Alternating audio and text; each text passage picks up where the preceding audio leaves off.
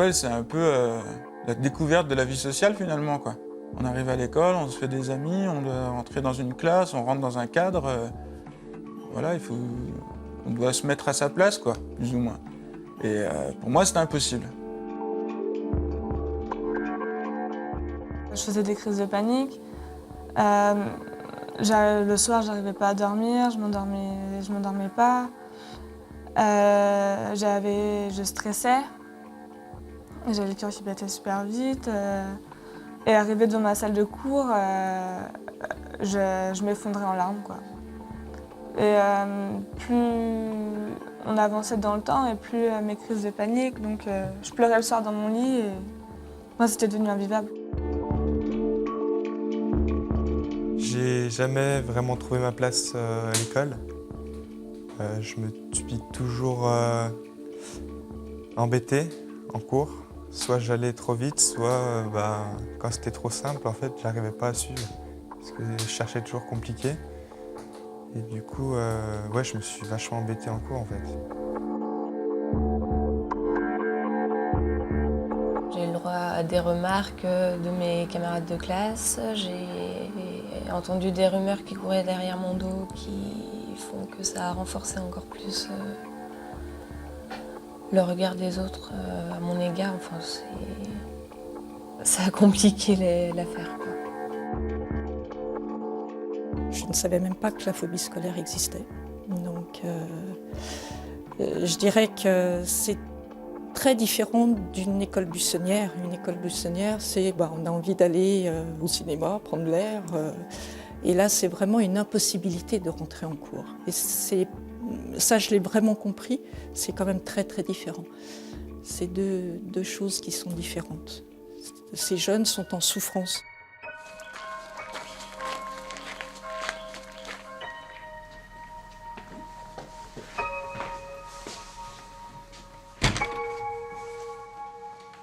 Ludovic a 32 ans. Il est depuis sa tendre enfance littéralement terrorisé à la simple évocation de l'école. Un mal qui n'avait pas encore de nom, mais qui générait une réelle souffrance. Ça se traduit par c'est physiquement impossible. C'est-à-dire qu'on ne sait pas pourquoi, mais on est complètement contre ça. Mais physiquement, psychologiquement, tout est contre ça, quoi. On a l'impression c'est comme si on voulait vous jeter par la fenêtre, quoi. Et que vous résistez de tout votre corps, vous voulez pas, quoi. Donc du coup, voilà, on a mal, on est malade, c'est dur, c'est vraiment dur.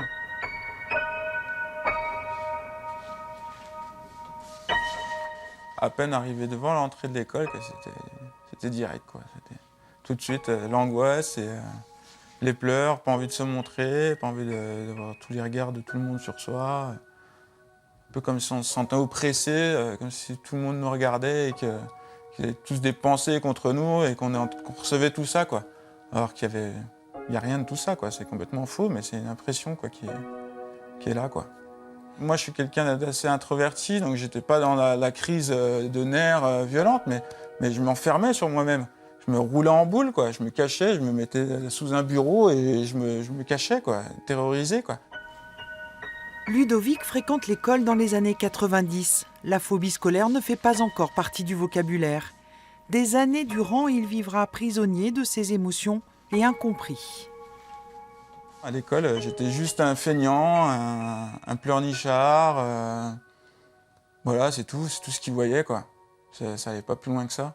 Donc il n'y a jamais personne que ce soit qui s'est penché là-dessus ou quoi. On a vu des psychologues quand j'ai été un peu plus grand, quand je commençais à avoir 10-12 ans. On a vu quelques psychologues et la plupart disaient non, mais de toute façon la dépression ça n'existe pas chez l'enfant. Ils ne comprenaient pas. C'était non, ça peut pas être l'école, qu'est-ce que ça a à voir avec ça? Non.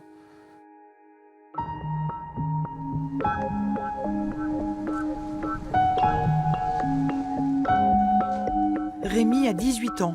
Pour lui aussi, l'école a toujours été synonyme d'anxiété. Contrairement à Ludovic, un mot est venu qualifier cette peur panique. Rémi était alors en seconde et les symptômes liés à ses angoisses entravaient ses études.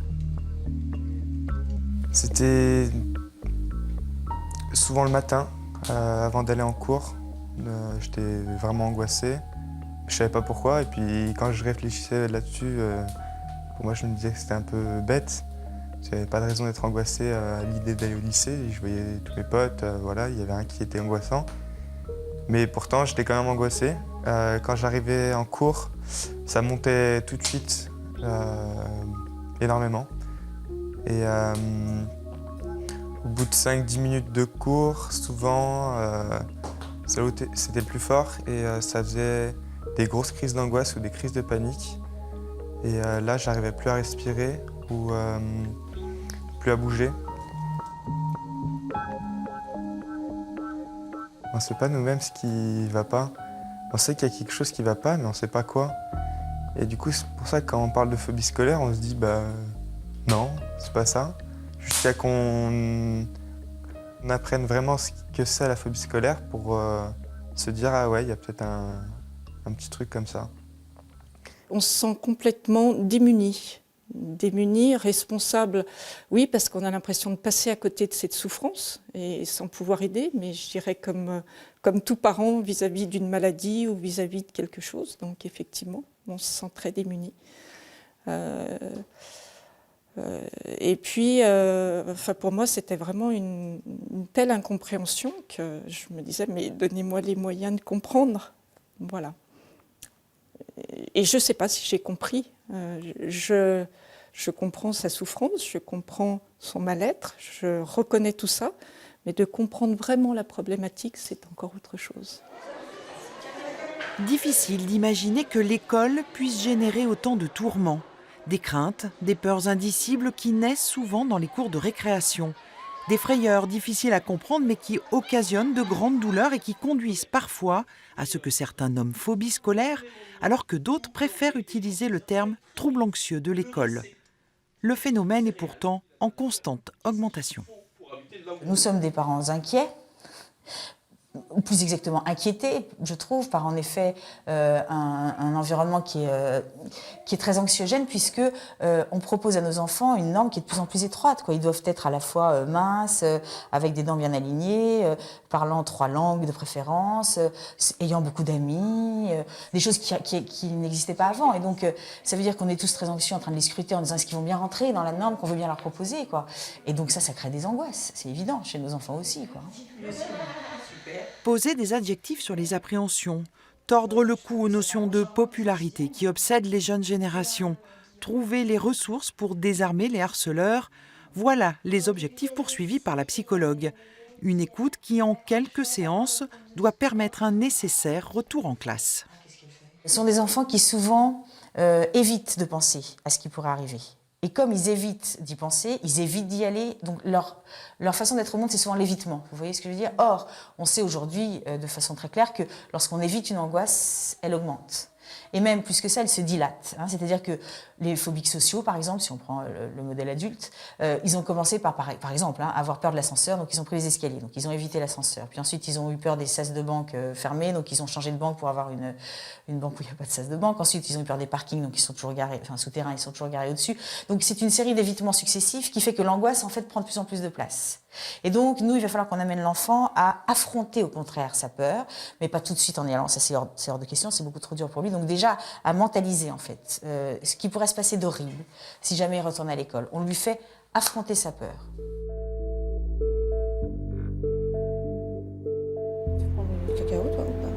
Ce matin-là, Camille se prépare à rejoindre le lycée où elle est inscrite en classe préparatoire. Elle s'apprête à concourir afin de suivre une formation dans le domaine médico-social, une situation ordinaire qui est pourtant à chaque fois une épreuve. Repasser les grilles de l'établissement le premier jour, c'était pas du tout facile. Maintenant, ça va mieux, mais non, après passer la porte de la classe, je respire bien 5 minutes avant de rentrer, quoi. Je peux pas y aller comme ça, Enfin, dans ma tête, il se passe une tonne de questions avant de rentrer en classe, quoi. Je vais pas y aller tranquille, comme je le faisais auparavant, quoi. Maintenant, ce qui me gêne le plus, c'est le regard des autres. Parce que quand je sors de cours, généralement, c'est en pleurs, donc ils se demandent pourquoi. Et ils comprennent pas forcément ma situation. Du coup, après, j'ai le droit à plein de questions et j'ai pas envie de répondre aux questions. La démarche hésitante, les gestes mal assurés, Camille contrôle son émoi en permanence. Ce qui semble banal pour la plupart des étudiants est pour elle un obstacle à surmonter. T'as pas loupé. On n'a pas entendu le son de votre voix encore ce matin. Comme ça, La souffrance scolaire, c'est très très vaste. Vous me parlez de phobie scolaire, ça c'est quelque chose de très particulier. C'est un diagnostic qui est posé par un pédopsychiatre. Mais au-delà de ça, vous avez effectivement tous les phénomènes où un jeune peut se sentir en mal-être. Alors c'est pas nouveau, mais simplement, je pense qu'on prête une attention toute particulière à ces élèves parce que chaque élève a sa place à l'école et qu'il faut travailler des réponses individualisées. La place d'un enfant, c'est l'école. C'est normal qu'un enfant aille à l'école. L'école est le lieu idéal des apprentissages, de la socialisation, du rapport avec ses pairs, du rapport avec les adultes. Enfin, je veux dire, c'est l'école le lieu idéal pour ça. C'est pas la maison. Les parents ont un rôle éducatif, mais l'école a un autre rôle et il faut aller à l'école. Lorsque se rendre en cours est insurmontable, des solutions existent.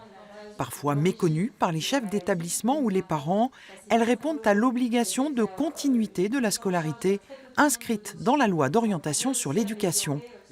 Parmi les outils proposés, le service d'assistance pédagogique. C'est une aide sur mesure, c'est-à-dire que dans la plupart des cas, ça se fait à domicile parce que justement l'élève est contraint de rester chez lui parce qu'il a un trouble invalidant, une maladie. Cet accompagnement permet vraiment pour l'élève de garder à la fois le lien avec l'école et puis de garder aussi la possibilité de réussir à l'école malgré la maladie, malgré le fait d'être empêché d'aller à l'école. C'est vraiment c'est la priorité. Ce soutien peut s'organiser au domicile de l'élève ou mieux encore dans son établissement scolaire.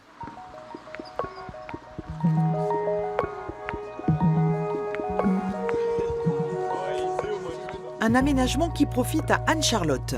Lycéenne, c'est aussi une très bonne cavalière. Elle participe à de nombreuses compétitions. L'année dernière, alors qu'elle était en seconde, elle a reçu des lettres de menaces, puis a fait l'objet de moqueries du fait de sa passion pour l'équitation.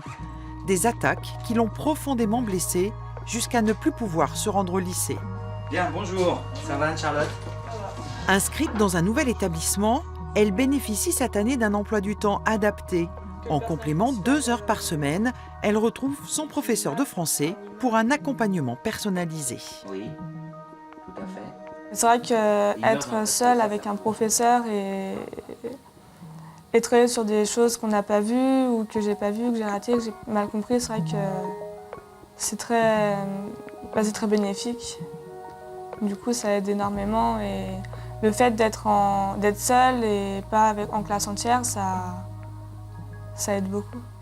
Je ne sais pas encore quel va être l'impact sur les résultats d'Anne-Charlotte. Après, les enjeux ne sont pas forcément uniquement dans les résultats, c'est aussi dans la remise en confiance d'Anne-Charlotte, dans le fait effectivement de rattraper un certain nombre de séances auxquelles elle n'a pas assisté. Et en l'occurrence, ça me semble intéressant. Ça me permet aussi de faire un peu le point sur ce qui se passe dans la classe, comment Anne-Charlotte se réapproprie un petit peu la vie au lycée, etc. etc. Je me projette de revenir en cours toute la journée parce que c'est important. Après, il faut que je passe mon bac, donc moi c'est pas concevable d'arrêter les études, d'arrêter le lycée. J'en ai besoin pour mon projet futur et pour ma vie future, j'ai besoin. Maintenir un lien avec l'établissement d'origine est toujours privilégié. Cependant, lorsque la peur est plus forte que la raison, il faut alors se résigner et accepter la déscolarisation. Rémi a suivi la classe de première grâce à des aménagements comparables à ceux d'Anne-Charlotte. Mais les troubles anxieux ont dépassé sa motivation à réussir. Ainsi, cette année de terminale, c'est avec l'appui du Centre national d'enseignement à distance, le CNED, qu'il prépare son baccalauréat. J'essaie de me fixer un emploi du temps, de travailler 45 minutes, 1 heure sur, sur une matière et après de changer, de faire des petites pauses. Dès que j'en ai marre, que je vois que j'arrive plus à travailler, je sors, je vais voir des gens. Et puis si je reviens et que je vois que je peux me remettre au boulot, je remets au boulot. Et ouais, je suis beaucoup plus libre. Et c'est ça qui est vraiment enfin, qui est bien, quoi. C'est complètement différent du système scolaire. Et ouais, ça fait beaucoup de bien. En revanche, l'absence d'échange permanent avec les professeurs reste handicapant, notamment dans les matières nouvelles, la philosophie par exemple. Les années collège sont de l'avis de tous les plus délicates. Tiraillés entre adolescence et enfance, les jeunes tentent de se construire. Injures, jeux de pouvoir, intimidation, toute la gamme des violences se déploie. C'est donc là qu'il faut agir, au cœur des établissements. Qui c'est qui n'a pas parlé encore? Jeune homme. Créer des liens entre primaire et collège, une idée défendue ici. Cet après-midi-là, 6e et CM2 réfléchissent ensemble autour des droits et devoirs du citoyen. L'objectif, faciliter l'intégration des élèves de primaire, mais aussi valoriser l'expérience des jeunes collégiens. Cette initiative participe au mieux-être de tous. Le cœur du dispositif, c'est l'élève. Par contre, on sait bien qu'un élève, pour qu'il aille mieux, doit être aussi encadré par des gens qui vont bien et que c'est le mieux-être de tout le monde qui contribue au mieux-être général. Voilà. Mais par contre, c'est un gros travail d'équipe. Ça se travaille dans des actions collectives, mais ça se travaille en cours. Autre établissement, autre proposition s'inscrivant toujours dans le cadre de la prévention. La compagnie Le Lien Théâtre présente sa création baptisée « Tu m'agresses la parole ». Vraiment copines. Maman, elles sont amies. Sur scène, une histoire de harcèlement ordinaire. À travers des situations dans lesquelles les collégiens s'identifient immanquablement,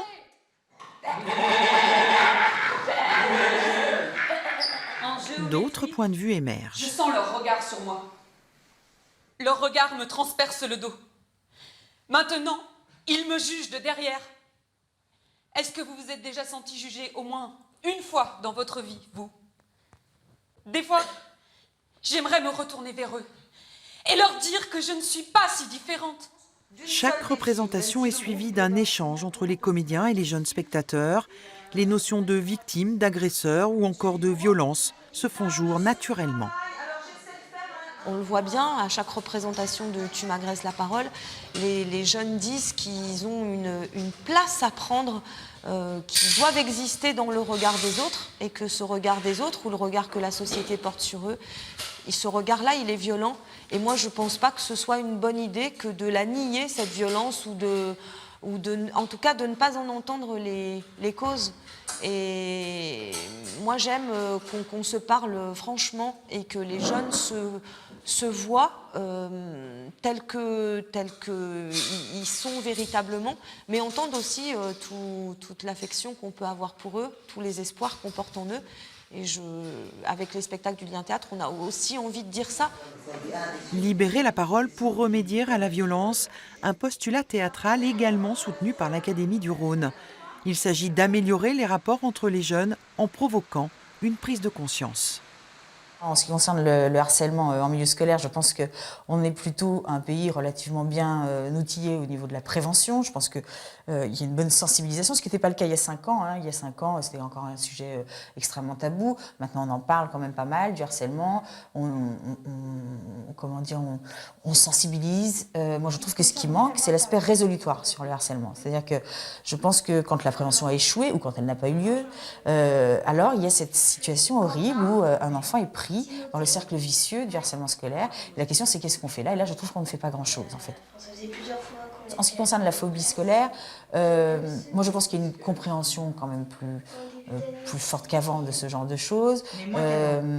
Simplement, je pense qu'il faut que ça s'accompagne d'une thérapie qui aide l'enfant à réapprivoiser sa peur. Parce qu'on peut mettre tout ce qu'on veut en place si, d'une certaine manière, ce qu'on met en place privilégie l'évitement, le rend confortable d'une certaine manière, il n'y a aucune raison que l'enfant réapprenne à aller en cours.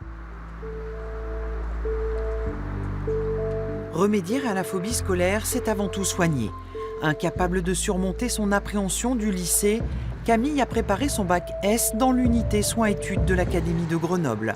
Elle revient régulièrement saluer l'équipe qui lui a permis de décrocher son diplôme. Elle se souvient aussi de ses doutes. Ça faisait longtemps que le pédopsychiatre qui me suivait m'en parlait, mais il attendait que j'en fasse la demande. Et il m'a fallu bien 1 an avant d'accepter de faire la demande. Vraiment, d'accepter d'avoir une maladie, enfin des problèmes et d'être soignée. Camille a dû admettre la nécessaire hospitalisation. En revanche, les conditions d'études lui convenaient parfaitement. Ce que j'ai trouvé ici dans le soin études, c'était des profs qui connaissent vraiment notre problématique, qui ont plus de temps du coup à nous accorder. Si on a loupé un cours, ils étaient là prêts à nous faire rattraper le cours. Puis après, avoir les infirmières à qui on peut parler tout de suite.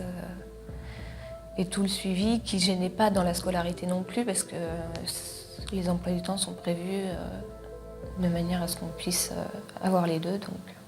C'est une jeune, effectivement, qui a tout à fait le profil pour intégrer notre établissement, dans une unité d'hospitalisation à temps complet. Actuellement, ils sont un peu plus d'une centaine, âgés de 15 à 25 ans, à être comme Camille, suivis par une équipe médicale et éducative distincte. Les échanges entre professionnels sont constants, car dans cette unité singulière, soins et études vont de pair. Elle avait du mal à la respecter. La priorité est aux soins ici, les jeunes sont hospitalisés, donc ce qui amène un accompagnement psychique suffisant pour leur permettre aussi d'être mieux psychiquement pour pouvoir reprendre les cours. La pédagogie, elle est aussi adaptée à sa façon, dans le sens où ce sont quand même des salles à faible effectif, où il y a des emplois du temps qui sont individualisés, où nous, on n'est pas du tout là à mettre de la pression au niveau de la scolarité, mais au contraire, qu'ils puissent retrouver du plaisir à penser et retrouver un appétit aux apprentissages. Et pour que cette scolarité puisse renouer avec la question scolaire. Et à partir du moment où on voit bien comment ils arrivent à renouer avec cette question scolaire, ils vont mieux aussi psychiquement. Donc on est vraiment dans la mise en place d'un cercle vertueux. La prise en charge pédagogique est une prise en charge bienveillante, non pas complaisante, c'est-à-dire que nous continuons à avoir des exigences scolaires, etc. Par contre, nous allons nous adapter à ce qui est possible pour un jeune et pas de nous demander l'impossible, parce que l'objectif, c'est quand même de redonner confiance en soi, de retrouver un peu d'estime de soi, puisqu'on a perdu ça souvent dans le cours de sa scolarité. Lorsqu'un jeune arrive, nous lui demandons, moi je lui demande toujours quel a été son parcours scolaire et quel vécu il a eu dans son parcours scolaire. Et là on retrouve la souffrance. À tous les coups on retrouve de la souffrance scolaire, mais une souffrance scolaire qui est aussi le reflet d'une souffrance personnelle. C'est-à-dire qu'à un moment donné, tout se passe comme si sa souffrance personnelle créait tellement de singularité qu'on n'arrivait plus à adhérer au projet du groupe qu'on trouve en scolarité, puisque la peur du regard des autres, la honte de ne pas pouvoir être comme les autres, la culpabilité de ne pas pouvoir être comme les autres, ça crée du repli, ça crée de l'isolement et ça fait de la phobie scolaire en fait. Cette peur panique de l'école fait chaque année plus de victimes. L'unité grenobloise refuse de nombreux dossiers par manque de place.